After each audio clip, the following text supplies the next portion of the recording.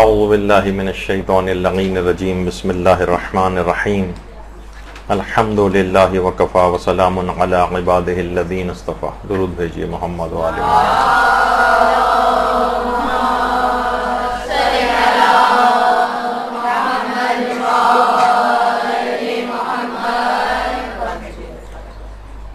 کہ کیا غم امام حسین میں خاک آلود ہونا جائز ہے؟ اس کو مثلا فارسی میں اس رسم کو جو ہے وہ گل مالیدن یا گل مالی کی جو ہے وہ رسم کہا جاتا ہے. تطیین جو ہے عربی میں اس کو کہا جاتا ہے. اب دیکھیے اگر آپ دیکھیں تو ایران کے اندر اس رسم کو جس طرح سے انجام دیا جاتا ہے یہ پاکستان میں نہیں، رائج ہی نہیں. وہاں عام عورتیں ہوں، بوڑھی عورتیں ہوں، باقاعدہ اپنے آپ کو خاک آلود کرتی ہیں، اپنے جسم کے اوپر اس انداز سے مٹی لگاتی ہیں. اور جوان بھی اگر ہیں، مثلا بہت سے وہاں پہ کھلاڑی بھی ایسے ہیں، وہ آپ کو یہ رسم ادا کرتے ہوئے نظر آئیں گے. علماء ہیں وہ اس رسم کے اندر اپنے جسم کے اوپر خاک لگاتے ہیں، اپنی پیشانی کے اوپر خاک لگاتے ہیں. یہ آیت اللہ شیخ جواد تبریزی کے بیٹے ہیں، وہ اس رسم کو جو انجام دیتے ہیں. حتیٰ کہ مراجع میں سے آیت اللہ ناصری ہیں، مجتہدین میں سے آیت اللہ ناصری خود اس مٹی لگانے کی رسم کو جو ہے انجام دیتے ہیں. اچھا اگر آپ اس لحاظ سے دیکھیں بہت سے مجاہدین مثلا ابو اسرائیل وغیرہ بہت سے اس طرح سے آپ کو نظر آئیں گے کہ مجاہدین بھی جو ہے اس رسم کو بعض اوقات آج کل یہ بھی کہا جانے لگا ہے کہ یہ ہیں مدافعین، یہ تو کوئی ان رسومات کو انجام، یہ خود سب سے بڑھ کر ان تمام رسومات کو انجام دیتے ہیں، اور جب اس کا موقع آتا ہے دفاع کا تو دفاع بھی کرتے ہیں. دونوں میں کوئی منافات اور کوئی دوری نہیں ہے آپس میں. تو بہرحال یہ بھی میں آپ کے سامنے کچھ مظاہر پیش کر رہا ہوں کہ ہر صنف کا آدمی، عام شخص ہو کوئی، وہ بھی اپنے آپ کو خاک آلود کرتا ہے. بچے ہیں وہ اپنے آپ کو خاک آلود کرتے ہیں، اس معاشرے کے اندر عام ہے یہ چیز. بوڑھے ہیں وہ اپنے آپ کو خاک آلود کرتے ہیں، حتیٰ کہ بچیاں یا عورتیں وہ بھی اپنے آپ کو اس طرح سے خاک آلود کرتی ہیں. اور اس کو کہا جاتا ہے مواسات. مواسات کے معنی یہ ہے کہ ان کے وہ خاندان اہل بیت اس غبار آلودگی سے جو ہے وہ گزرا تھا، ان کے لاشوں کے اوپر اس طرح سے گرد جو ہے وہ جمی ہوئی تھی، وہ سفر کی صعوبتوں سے اور گزر کر غبار آلود ہو کر پہنچے تھے. تو ہم بھی اپنے آپ کو غبار آلود کریں گے. جیسے ہم پیاسے رہ کر ان کے غم میں شریک ہوتے ہیں، جیسے کہ ہم دوڑ کر گویا ایک لحاظ سے بہت سی جگہوں پہ ان کی یاد میں، یعنی ہر وہ چیز جس سے وہ گزرا ہے اس میں ہم ان سے اظہار ہمدردی کرتے ہیں. یہ ایک طریقہ ہے، ایک رسم ہے، اس کے اندر کوئی وہ مانگنے کی ضرورت نہیں ہے کہ حکم بتائیے، لیکن کچھ چیزیں اس طرح سے ذکر بھی ہوئیں. حتیٰ کہ شیعہ سنی روایات کے اندر اس بات کا تذکرہ آیا. سنی روایات کے اندر بھی اگر آپ دیکھیں تو باقاعدہ جو امام بخاری ہیں انہوں نے اپنی کتاب میں اس روایت کا تذکرہ کیا ہے، ترمذی میں اس روایت کا تذکرہ ہے، طبرانی میں اس کی روایت کا تذکرہ ہے. جو حاکم ہیں اہل سنت کے علماء بہت سارے اور محدثین نے اس روایت کو لکھا ہے کہ ان سلمہ انہا دخلت علی ام سلمہ رضی اللہ تعالی عنہا وہی تبکی فسألتہا ما یبکیکی فقالت رأیت النبی صلی اللہ علیہ وآلہ اللہم صلی علی محمد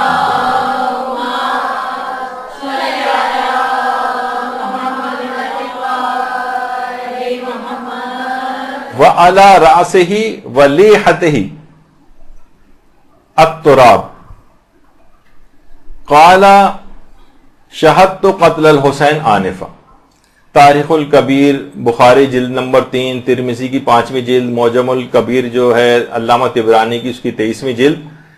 باقاعدہ دیکھیے روایت کے اندر کیا حضرت ام سلمہ روایت کرتی ہیں کہ مدینے میں دوپہر کا وقت تھا، میں نماز ظہر کے بعد آرام کر رہی تھی، یعنی کسی کو خبر نہیں تھی کہ کربلا میں کیا ہو رہا. فرماتی ہیں روایت کے جملے میں نے خواب میں دیکھا کہ حضرت نبی اکرم صلی اللہ علیہ وآلہ وسلم تشریف لائے.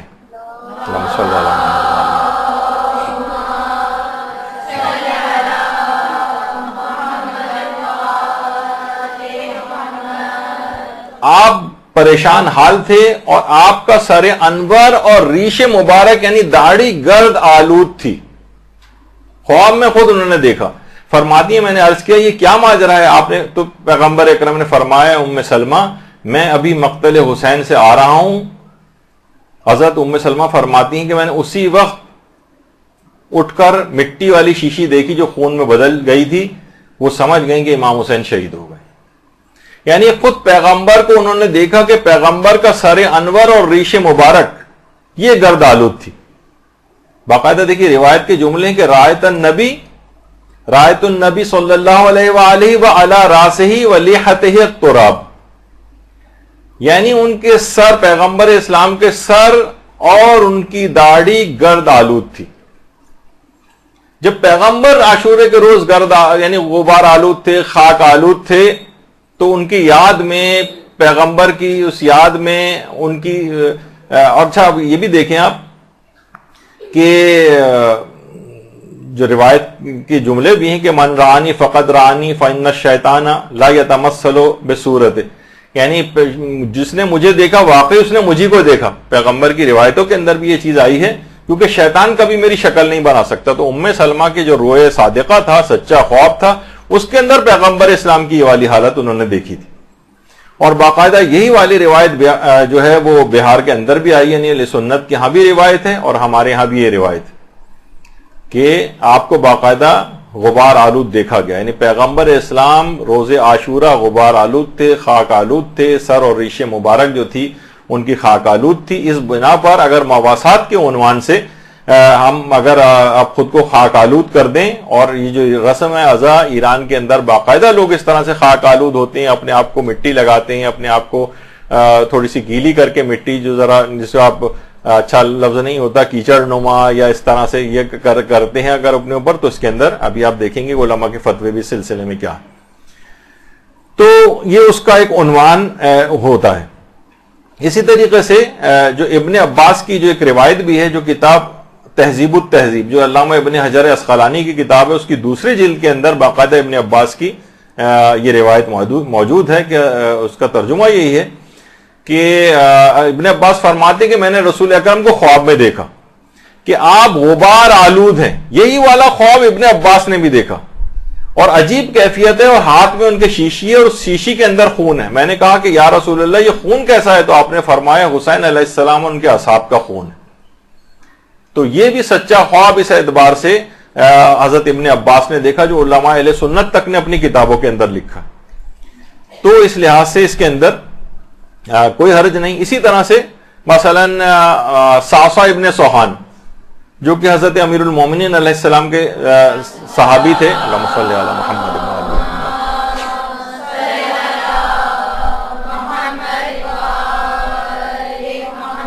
اور بحرین میں باقاعدہ ایک مسجد ان کے نام سے منسوب ہے اور ایک قبر ان کے نام سے منسوب ہے، اور یہ امیر المومنین کے خاص اصحاب میں شامل تھے، اور رسول اللہ کے بھی صحابیوں میں ان کا شمار ہوتا ہے. البتہ کم سن تھے اس زمانے میں، اور رسول سے براہ راست ملاقات کی تو کوئی روایت موجود نہیں، لیکن رسول کے زمانے میں تھے، قطیف میں پیدا ہوئے تھے صعصع ابن سوحان، اور اتنے بہترین خطیب اور مقرر تھے کہ حتیٰ کہ یہ فن ان کی اولادوں کے اندر بھی منتقل ہوا تھا. حضرت صعصع ابن سوحان کی اولادیں بھی انتہائی فصیح و بلیغ خطابت کیا کرتی تھیں.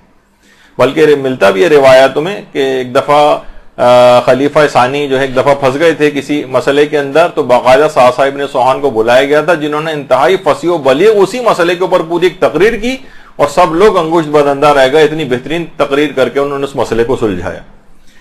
تو ایسا تھا، ایسی یہ تقریر کرتے تھے کہ لوگ باقاعدہ، دیکھیں آپ لوگوں کو بھی ذاکری اور خطابت سکھانے کی یہاں پر کلاسز چل رہی ہیں، باقاعدہ لوگ صعصع ابن سوحان سے خطابت اور فن تقریر سیکھنے کے لیے آیا کرتے تھے.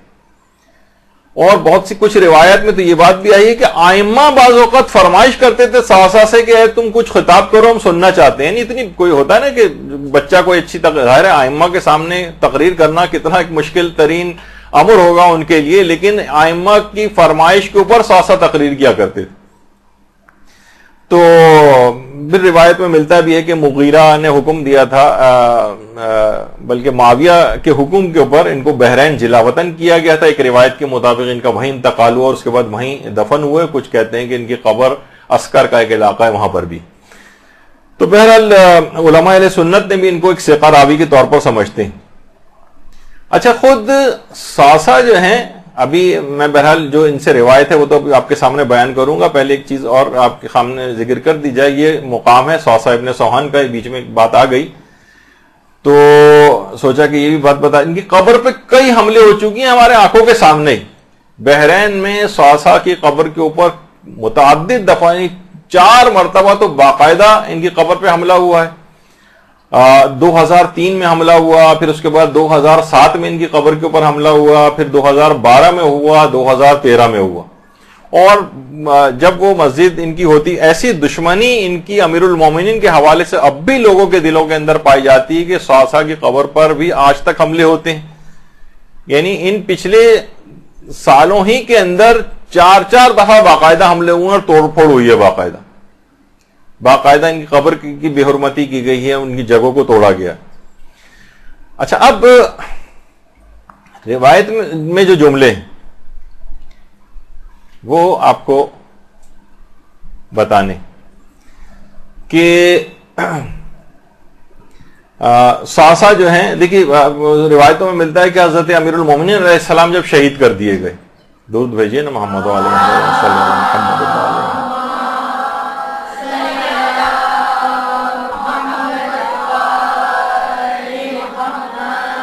تو تدفین اور تشییع جنازہ کے لیے جسم اطہر امیر المومنین کو کوفے سے نجف منتقل کیا گیا.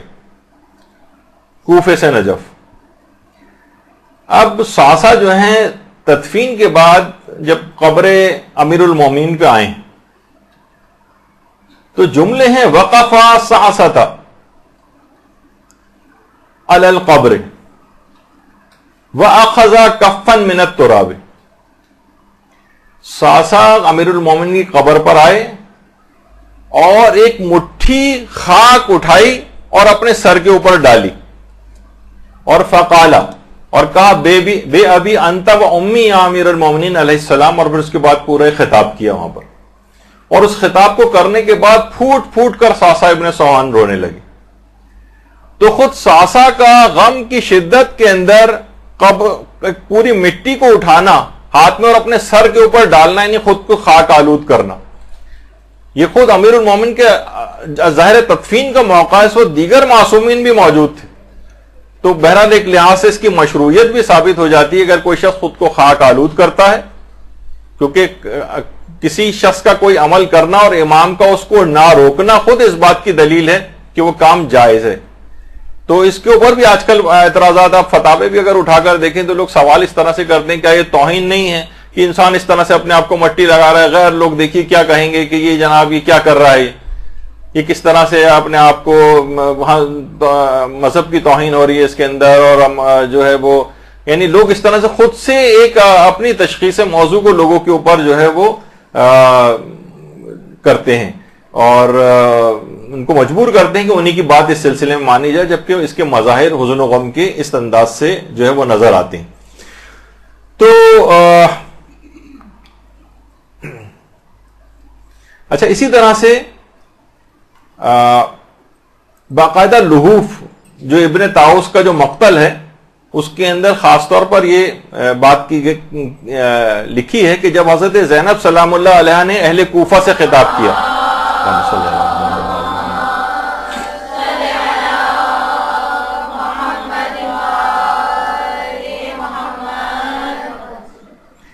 خطاب کیا جب اہل کوفہ سے, تو لوگ چیخ چیخ کر رونے لگے. یعنی اس کے جملے روایتی, عورتوں نے اپنے بال نوچ لی اور زمین سے خاک اٹھا کر اپنے سروں پر ڈالنے لگے, چہرے پر خراشیں ڈالیں, گالوں کو پیٹا وغیرہ وغیرہ, جو اس طرح سے روایت کے اندر. یعنی زمین سے غم و حزن کی کیفیت میں زمین سے خاک اٹھا کر اپنے اوپر ڈال لینا. تو اس کے اندر کوئی اس میں حرج نہیں ہے. یہ واقعات سب حضرت زینب سلام اللہ علیہ کی تقریر, جہاں پہ خود سید سجاد بھی موجود تھے, لوگوں نے باقاعدہ اس طریقے سے ایک فیل ہوا, اور تو اس کے اندر کوئی حرج نہیں ہے, کوئی اس کے اندر قباحت والی بات نہیں ہے. اگرچہ یہ رسم اعضاء یہاں پر پاکستان میں نہیں ہے ابھی, لیکن یہ ایران کے اندر بہت وائڈلی پریکٹس کی جاتی ہے. علماء اور مراجع بھی, میں آپ کے سامنے کچھ اور تصاویر بھی آپ کو دکھاؤں گا کہ خود مراجع عظام تک اس رسم کے اندر جو ہے وہ حصہ لیتے ہیں. تو یہ بالکل جائز ہے. تو کیونکہ یہ غم و حزن کی ایک علامت ہے, اس لحاظ سے بھی جائز ہے. اور باقاعدہ روایتوں کے اندر بھی یہ چیز آئی ہے. دیکھیے کہ حضرت امام علی رضا علیہ الصلوۃ والسلام فرماتے ہیں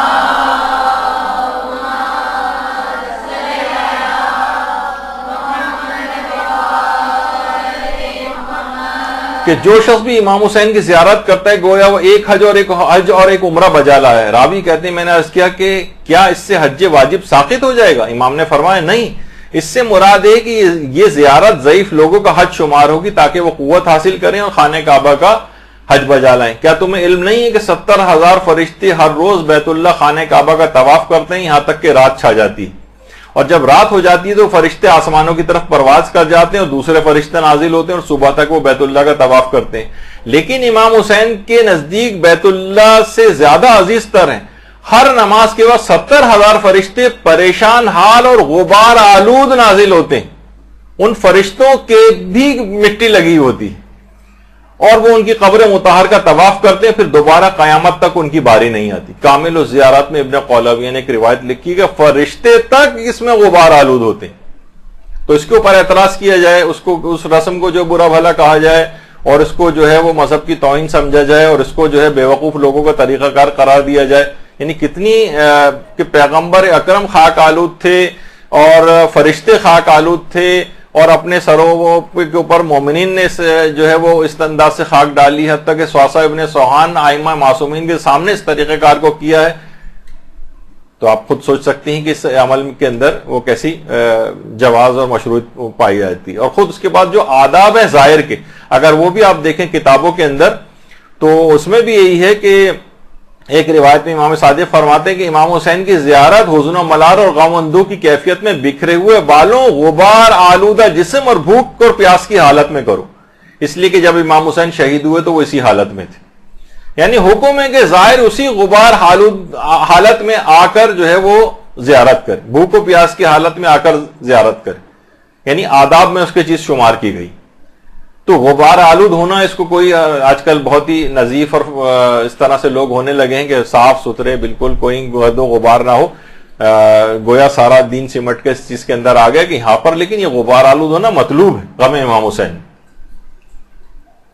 اور باقاعدہ روایت میں یہ بھی ہے کہ روایت میں امام صادق کی خدمت میں راوی حاضر تھا، انہوں نے پوچھا، وہیں پر حضرت امیر المومنین کا تذکرہ ہوا کہ جو شخص امیر المومنین کی زیارت کرتا ہے اسے کتنا ثواب ملتا ہے؟ تو امام نے فرمایا جو بھی میرے جد کے حق کی معرفت کے ساتھ زیارت کرے گا اللہ اس کے ہر قدم کے بدلے مقبول حج اور مبرور عمرے کا ثواب عطا کرے گا، یعنی مقبول شدہ۔ خدا کی قسم اللہ اس قدم کو جہنم کا لقمہ نہیں بنائے گا جو حضرت امیر کی زیارت کے لیے پیدل یا سواری پر غبار آلود ہوا ہو، اور فرمایا کہ اس حدیث کو سونے کے پانی سے لکھ لو۔ یعنی غبار آلود ہونا، یعنی ظاہر بھی اگر ہے تو وہ غبار آلود ہونا اس کا پسند کیا گیا ہے۔ تو غم امام حسین میں اس لحاظ سے اس کے اندر کوئی پریشانی والی بات نہیں ہے جس اعتبار سے لوگوں نے اس کو سمجھا ہوا ہے۔ جیسے کہ ایک اور روایت میں کہ امام صادق نے فرمایا کہ خدا نے اللہم صلی علی محمد و علی محمد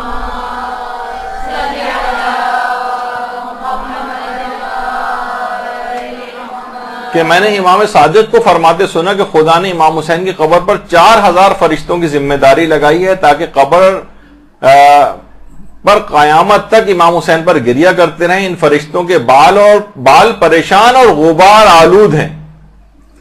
اچھا، جو بھی حضرت کے حق کو پہچانتے ہوئے، روایت کا جملہ ہے، ان کی زیارت کرے گا، یہ فرشتے وطن واپس آ جانے تک اس کے ساتھ ساتھ چلیں گے۔ بیمار ہوگا تو صبح و شام اس کی عیادت کریں گے، مرے گا تو اس کے جنازے میں شریک ہوں گے، اور قیامت تک اس کے لیے استغفار کرتے رہیں گے۔ ثواب الاعمال میں شیخ صدوق نے اس روایت کو لکھا ہے، ان فرشتوں کے بال پریشان اور غبار آلود ہیں۔ آپ کوئی کہیں کہ جناب واقعہ تو کربلا ہو چکا، اس زمانے کی بات تھی، بہت سے لوگ کہتے ہیں اس زمانے کی حد تک بات صحیح تھی لیکن اب تو ہو چکا، یہ فرشتے اب تک غبار آلود کیوں ہوتے ہیں؟ یہ اب ان تمام روایات کا بھی پھر یہ معترضین جو ہے وہ جواب دیں۔ اچھا، اسی طرح سے اگر آپ زیارت ناہیہ بھی اگر پڑھیں تو اس کے اندر جملے بھی ہیں کہ السلام علی الشیب الخضیب، اس ریش اقدس پر سلام جو خون سے سرخ تھی، السلام علی الخد الطریب، اس رخسار پر سلام جو خاک آلود تھا۔ کیونکہ امام حسین کا رخسار خاک آلود تھا، اس لحاظ سے اس مباحثات کے عنوان سے ہم اپنے آپ کو خاک آلود کرتے ہیں۔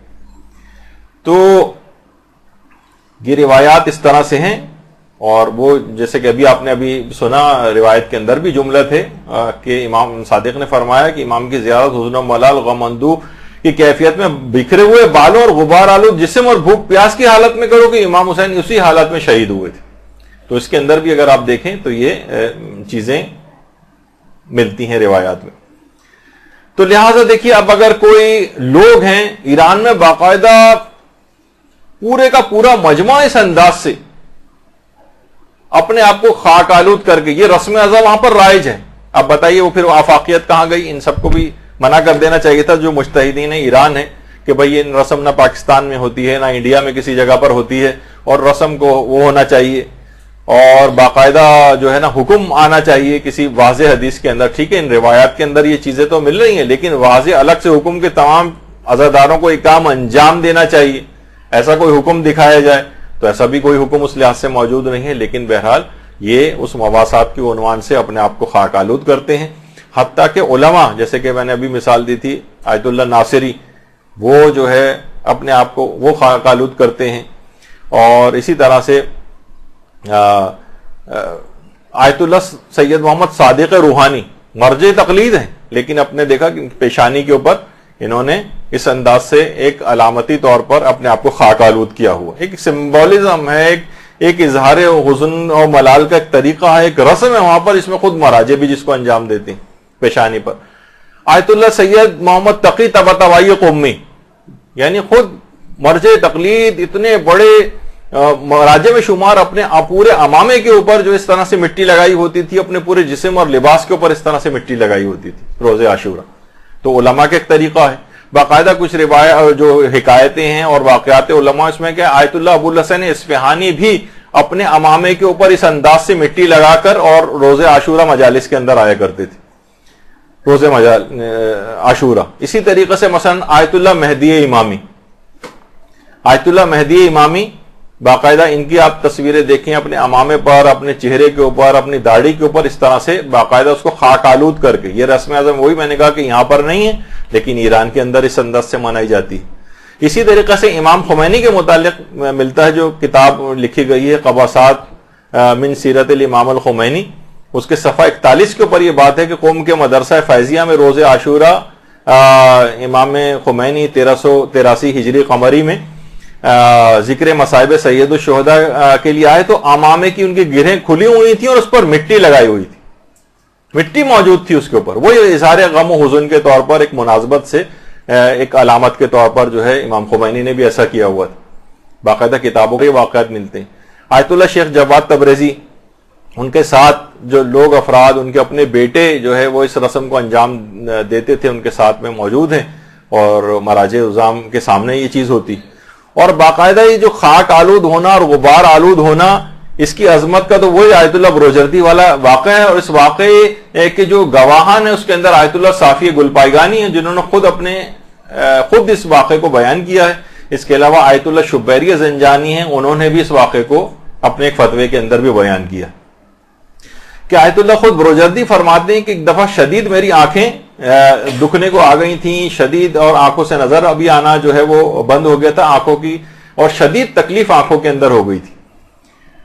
تو بڑا پریشان تھا, تمام علاج کر کے دیکھ لیے تھے آیت اللہ بروجردی نے لیکن افاقہ نہیں ہو رہا تھا. تو کہہ رہے ہیں ایک جماعت تھی عزاداروں کی, وہ آتی تھی اور وہ بہت ہی شدت کے ساتھ عزاداری کرتے تھے اور پا برہنہ عزاداری کرتے تھے اور غبار آلود خاک آلود حالت کے اندر آتے تھے. ان کے گھر جو ہے وہ پورا دستہ جو ان عزاداروں کا جو ہے آیا تو آیت اللہ حسین بروجردی نے باقاعدہ ایک عزادار کا جو پاؤں خاک آلود تھا اس کی خاک اٹھا کر اپنی ان بیمار آنکھوں کے اوپر لگائی اور فرماتے ہیں کہ بطور تبرک جب میں نے اپنی آنکھوں پر اس خاک کو لگایا تو وہ دن ہے اور اس کے بعد آج تک کا دن ہے. فرماتے ہیں ایسی شفا یابی مجھے نصیب ہوئی ہے کہ پھر اس کے بعد علماء بھی فرماتے ہیں کہ مرتے دم تک آیت اللہ بروجردی کو کبھی چشمہ لگانے کی بھی ضرورت پیش نہیں آئی. اتنی عمر کے 90 کی عمر کے اندر جو ہے وہ انتقال کیا ہے آیت اللہ بروجردی نے, 90 سال سے زائد عمر میں, اور چشمہ تک لگانے کی نوبت جو ہے ان کو نہیں آتی تھی. تو خاک آلود ہونا، اس خاک آلود اس کے قدموں کی خاک کو اٹھا کر آیت اللہ بروجردی نے اپنی آنکھوں کے اوپر لگائے. بہت سے لوگ اس پہ بھی واقع پہ شکوک و شبہات کا اظہار کرتے ہیں. وہ چاہیے کہ انہیں آیت اللہ صافی گلپائگانی کے فتاوے دیکھ لیں اور آیت اللہ شبیری زنجانی کے فتاوے اٹھا کے دیکھ لیں، جنہوں نے باقاعدہ اس کو الگ سے تذکرہ کیا. اور اس سے پہلے بھی جو میں نے کچھ علماء کے حوالے دیے تھے شروع میں جہاں مراسم ازا کی تاکید آ رہی تھی، تو اس میں بھی اس کا ذکر آیا تھا. بہت مشہور واقعہ ہے. تو بہرحال آپ دیکھیں کہ یعنی اتنی بینائی ان کی. باقاعدہ آیت اللہ شبیری زنجانی سے بھی یہی والا فتویٰ پوچھا گیا کہ بعض عزادار روز عاشورہ لباس پر مٹی لگاتے ہیں، ننگے پاؤں وغیرہ چلتے ہیں. تو انہوں نے فرمایا کہ مانے ندارت بلکہ از مصادیق تعظیم شاعر مستحب است. یعنی نہ صرف یہ کہ یہ اس میں کوئی حرج نہیں ہے، بلکہ تعظیم شاعر میں شمار ہو کر یہ مستحب بھی ہے یہ والا عمل انجام دینا، جس پہ آج لوگ اعتراض کر رہے ہیں. اور آیت اللہ شبیری زنجانی کی اپنی جو آفیشیل سائٹ ہے اس کے اوپر بھی یہ والا فتویٰ آپ کو مل جائے گا کہ مستحب تک قرار دیا ہے اس کو.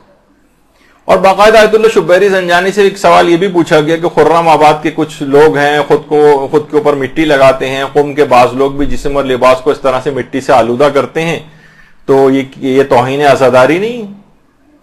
آیت اللہ شبیری زنجانی جواب دیا نہیں، یہ کیسے توہین ہو گئی. یعنی حیرانگی کا اظہار کر رہے ہیں. فرما رہے ہیں کہ این روش مورد تائید فقہاء اعظام و علماء سلف بوداست. یہ جو روش ہے یہ تو فقہاء اعظام نے اس کی تعریف کی ہے، اور علماء سلف جو ہمارے گزر چکے ہیں انہوں نے اس کی تائید کی. اور کہا کہ سنا ہے ہم نے، یعنی بیان کرتے ہیں کہ آیت اللہ بروجردی جب درد چشم میں مبتلا ہوئے تھے تو ایک سال جب لوگ عزادار ان کے گھر آئے تھے اور عزاداروں سے انہوں نے مٹی کو لے کر اپنی آنکھوں میں لگایا تھا تو ان کی تکلیف رفع ہو گئی تھی، اور 90 سال کی عمر تک زندہ رہے. اور اس میں تمام مطالعہ اور تحقیق کا کام جو ہے وہ آخری عمر تک اس طرح سے انجام دیا کہ ایک اینک کی بھی کبھی ضرورت نہ پڑی. یہ آیت اللہ شبیری زنجانی نے باقاعدہ ایک فتوے کے ضمن میں اس کے اندر بیان بھی کیا ہے یہ واقعہ. تو بہرحال اسی لحاظ سے آیت اللہ خامنہئی سے بھی پوچھا کہ آپ جائیے ان کے مراسم عزاداری اور جہاں استفتاءات کے جوابات ہیں وہاں پر یہی مالیدین گل کا جو مسئلہ ہے، مٹی لگانے کا مسئلہ، وہاں آپ پڑھ لیجئے کہ سر و صورت پر ایام عزاداری میں مٹی لگانا کیسا ہے. فرماتے ہیں معمول کے طریقے پر اور عرف میں اگر مظاہر غم و حزن میں شمار ہوتا ہے تو کوئی اشکال نہیں، بالکل جائز ہے. تو اب اصل میں یہی ہے کہ علماء اور مراجع کے فتاوے سے واقفیت نہیں ہے، خود سے کوئی دماغ بنا لیا ہے اور اس دماغ کے مطابق ان مراسم کے اوپر اعتراض کر رہے ہیں. نہ اس کی متعلق کوئی معلومات حاصل کرتے ہیں، نہ مراجع کے فتاوے دیکھتے ہیں، نہ اس کی کوئی جو اس کے دلائل یا چیزیں جو ہیں علماء نے بیان کی ہیں، نہ اس کی طرف نگاہ ہوتی ہے، اور بس صرف زبان اعتراض دراز ہو جاتی ہے ہمارے. ہاں اتنا ضرور ہے کہ آیت اللہ خامنہئی نے اپنے فتاوے میں بات کہی، اس قدر نہ ہو کہ وہ انگشت نمائی کا سبب بن جائے یا موجب وہن مذہب بن جائے. مثلا بہت سی جگہوں پہ دیکھیے عوام ہے نا، اب عوام اپنے آپ کو اس حد تک وہ لگا رہی ہے اپنے اوپر کہ یہ پھر ایک غم و حزن کی کیفیت سے بعض اوقات یہ چیز باہر نکل جاتی ہے. اب عوام میں یہ ہے کہ ان کو افراط و تفرید سے روکا جائے. بعض اوقات یہ ہوتا ہے نا کہ اتنا زیادہ اپنے جسم کو کیچڑ لگا لی اور اپنے آپ کو وہ کر لیا غلطیدن جس کو کہا جاتا ہے، فتووں کے اندر بھی ہے کہ اپنے آپ کو بالکل اس کے اندر کر لیا. تو اب یہ ہو جائے گا کہ لوگ اس کے اوپر اعتراض کرنے لگیں گے کہ نہیں اتنی زیادہ نہیں، بس ایک حد تک اپنے آپ کو خاک آلود کرنا ہے، لیکن اس طرح سے کر لینا. لیکن عوام ہے وہ تو ظاہر ہے کہ افراد و تفرید کا شکار ہوتی، تو ان کو لمٹ کیا جائے گا، نہ کہ رسم ازا کی مخالفت کی جائے گی. ہمارا یہ ہوتا ہے کہ فوراً ٹارگٹ رسم ازا کو کرتے ہیں، حالانکہ اس چیز کو روکنا چاہیے کہ بھائی یہ اس سے زیادہ اس کو نہ کیا جائے. تو یہی والا سوال آیت اللہ روحانی سے بھی پوچھا گیا.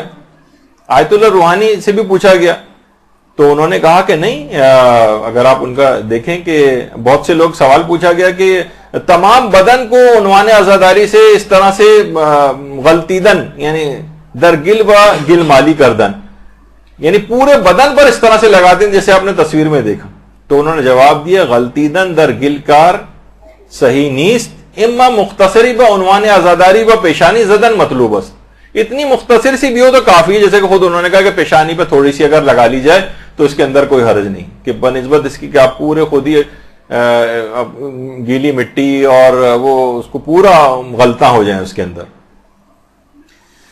اچھا، اسی طرح سے آیت اللہ ہاشمی آیت اللہ صادق روحانی کا تو یہ خیر ابھی یہی جواب انہوں نے دیا ہے کہ مظاہر حسن و غم میں ہو تو جائز ہے۔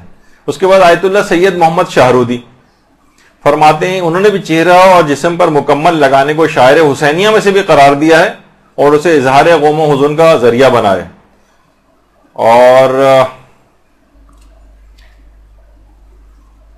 شاعر حسینیہ میں اس کو سمجھا جاتا ہے۔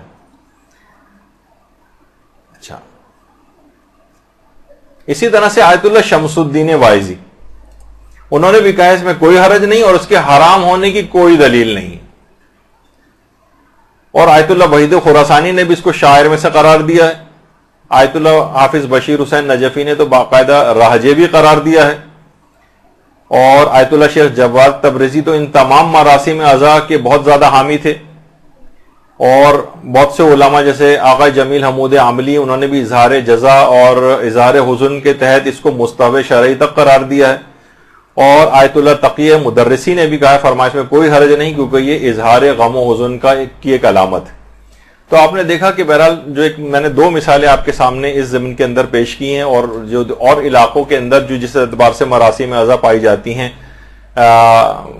ضروری نہیں ہے کہ غم امام مظلوم میں یا کسی خاص علاقے اور اس کے اندر جو ہے مثلا ہم کہیں کہ ایران عراق میں ہوتی ہے تو یہاں پر ہونی چاہیے، وہاں نہیں ہوتی تو یہاں پہ بھی نہیں ہونی چاہیے۔ ہر علاقے کی اپنی رسومات ہیں، جیسے آ کے آپ نے دیکھا کہ یہ رسم یہاں پر نہیں، ہر والے کی رسم یہاں پر نہیں، اس طرح ایران کی اور اگر میں چھوٹی چھوٹی مثالیں دوں تو پتہ نہیں کتنے درس ہو جائیں کہ کس علاقے کے اندر کون سی رسم اعضاء ہے جو اور علاقوں کے اندر نہیں پائی جاتی۔ تو ہر شخص اپنے علاقے اپنے عرف کے مطابق مراسم اعضاء کو اس شرط کے ساتھ انجام دے کہ وہ اظہار رنج و غم کی علامت سمجھی جائے، لوگ کہیں کہ ہاں یہ عزاداری ہو رہی ہے، اور دوسرا اس کے اندر کسی حرام کی کوئی آمیزش نہیں ہونی چاہیے۔ اگر آمیزش ہو رہی ہے تو اس حرام کو نکالا جائے گا لیکن رسم اعضاء کو ختم نہیں کیا جائے گا، لیکن اگر وہ رسم اعضاء کے ساتھ ایسی نتھی ہو گئی ہے وہ حرام کہ اس کے بغیر ممکن نہیں ہے اس کو ختم کرنا، تو پھر ظاہر ہے کہ وہ اس رسم کو بھی کہ جس کے اندر صریح حرام ہو رہا اس کو روکا جائے گا۔